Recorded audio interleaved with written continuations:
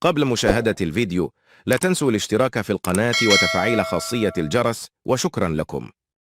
أفادت مصادر مطلعة أن شيخ المدربين التونسي فوزي البنزرتي حل أمس الأربعاء بمدينة الدار البيضاء، مشيرة إلى أنه ينتظر الضوء الأخضر من رئيس الوداد سعيد الناصيري من أجل الإشراف على تداريب الفريق البيضاوي بعد الانفصال عن مدربه الحالي عادل رمزي بسبب سلسلة من النتائج السلبية التي تكبدها النادي على الصعيدين المحلي والقاري. في ذات السياق أشارت ذات المصادر إلى أن رمزي وخلال اجتماعه أمس الأربعاء مع الناصيري أصر على وضع العقدة في المنشار بعد أن رفض فك ارتباطه مع الوداد الرياضي إلى حين توصله بجميع مستحقاته المالية العالقة في ذمة النادي. ومن المنتظر بحسب ذات المصادر أن يجري الناصيري لقاء ثانيا مع رمزي من أجل التوصل إلى حل نهائي يفضي إلى فسخ هذا التعاقد، سيما بعد أن اتفق رئيس الوداد مع التونسي فوزي البنزرتي على قيادة سفينة الفريق فيما تبقى من مقابلات هذا الموسم.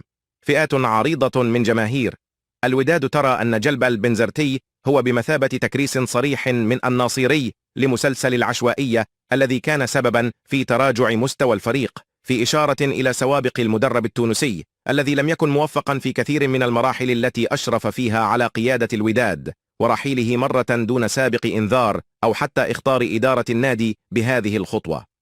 ذات الجماهير شددت أيضا على أن نية الإصلاح تنطلق أساسا من القيام بتعاقدات وازنة تعكس طموح أنصار الفريق وتاريخه الطويل، مشيرة إلى أن استمرار الناصيري في سياسة الترقيع والعشوائية لن تكون أبدا حلا فعالا لإطفاء نيران الغضب التي بلغت ذروتها مع توالي الهزائم والإخفاقات المحلية والقارية.